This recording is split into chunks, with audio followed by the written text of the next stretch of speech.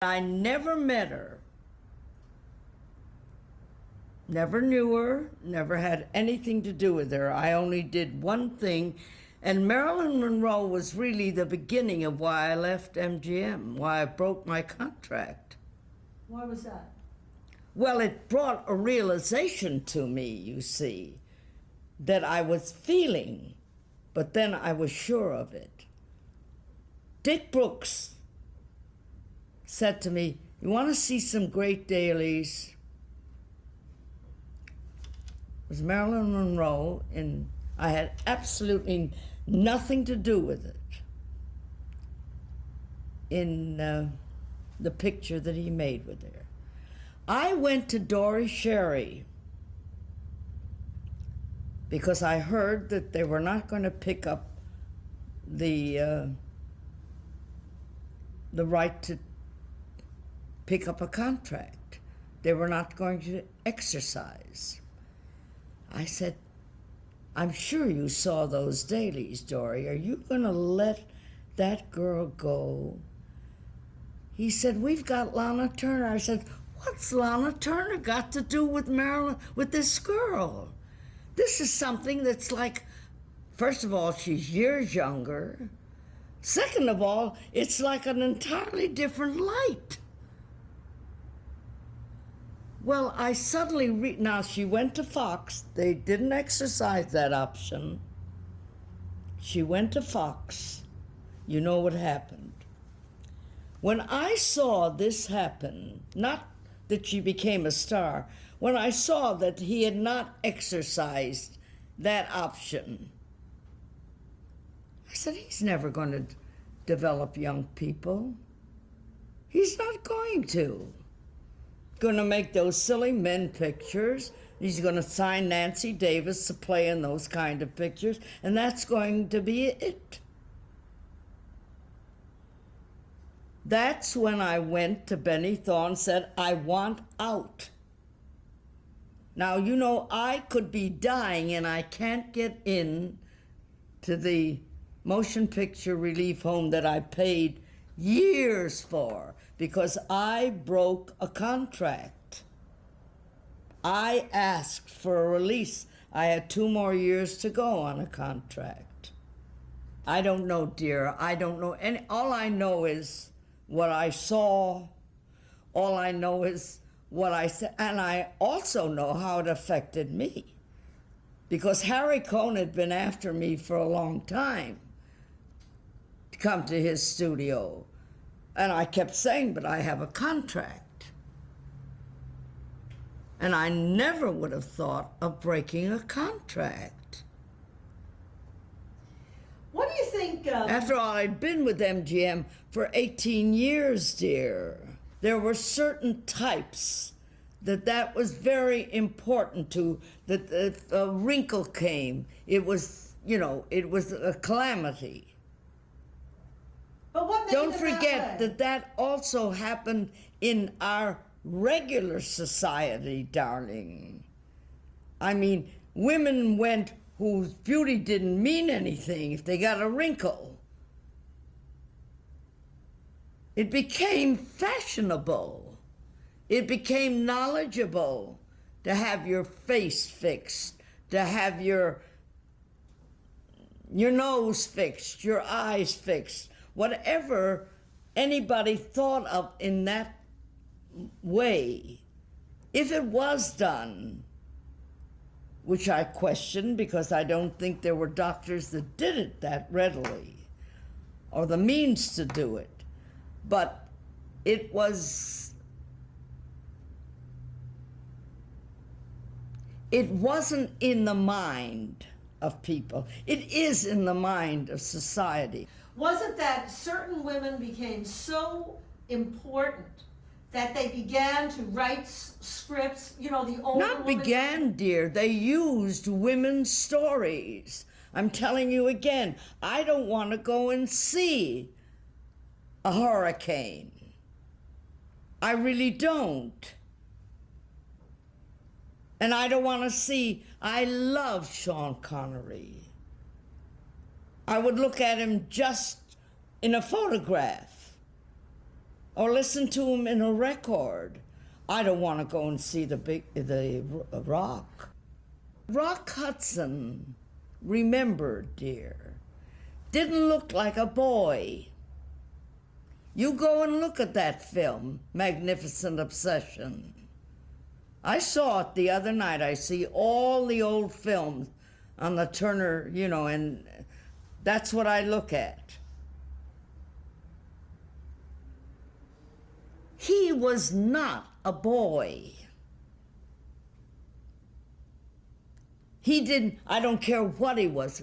You and I know what he was. We're not going to say it. But he looked, that camera, that machine, there it is. You go back to the first picture he ever made. You believe this was a handsome leading man. Actor or not, it's what that machine says.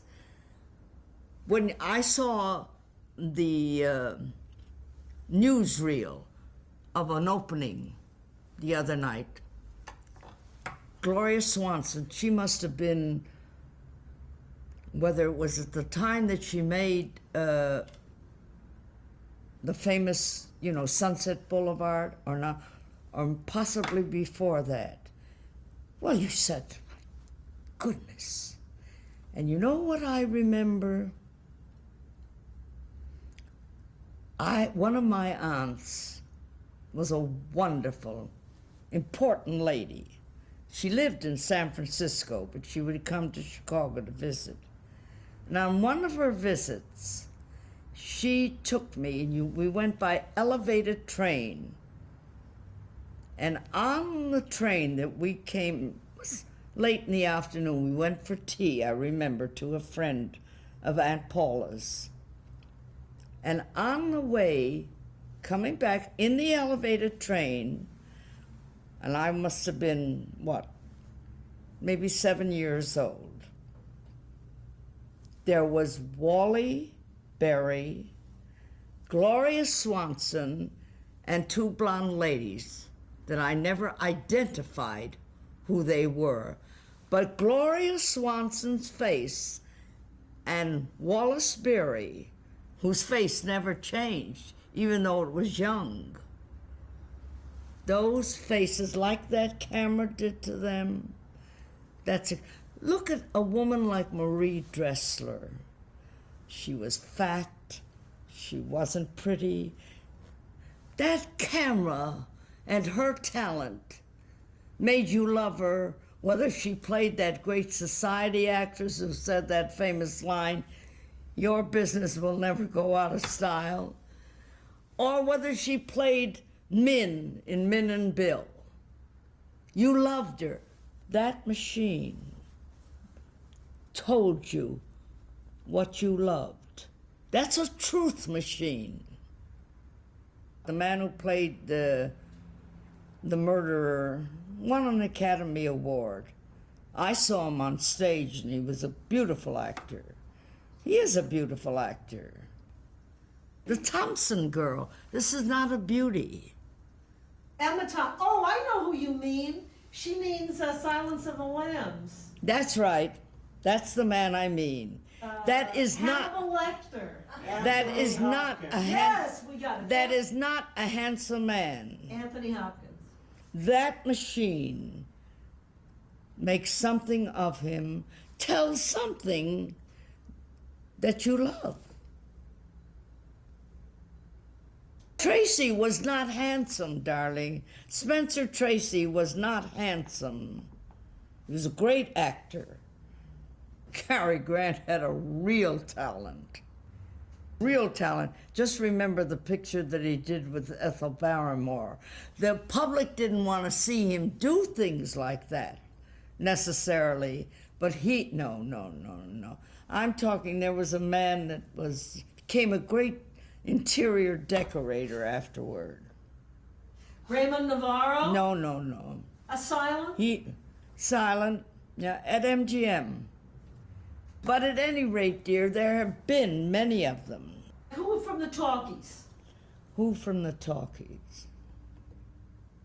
Well, I don't think that a man that Warner's had, who was a great star, really had great dramatic talent, Mr. Flynn. That was a terrific personality, a great one. I don't think that was great dramatic talent, do you? Well, he was in the MGM picture, wasn't he, Errol Flynn? He was in many pictures. But he was a great star of Warner Brothers. How about John Wayne? Was he a great actor? Great. How about Charlton Heston? Was he a great actor? He was a good actor.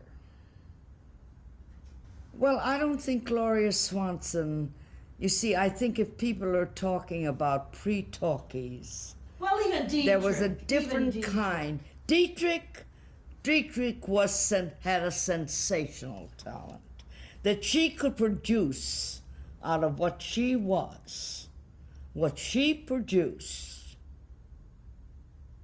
Let me tell you about Charlton Heston, dear. When the man that I married, who was test director, I created the tests, they went on and made them. I wouldn't go on a set because that was, at any rate, when he went into films, we needed another. Mr. Mayer said, why don't you go and just take a cameraman and do it? Well, I was married at that time, and I was not. I didn't believe in both people doing the same thing. I was not about to do it. We're gonna run out. And we were looking for a director. And they asked me to see a test from Paramount. It was Mr. Heston in a test from which he was signed.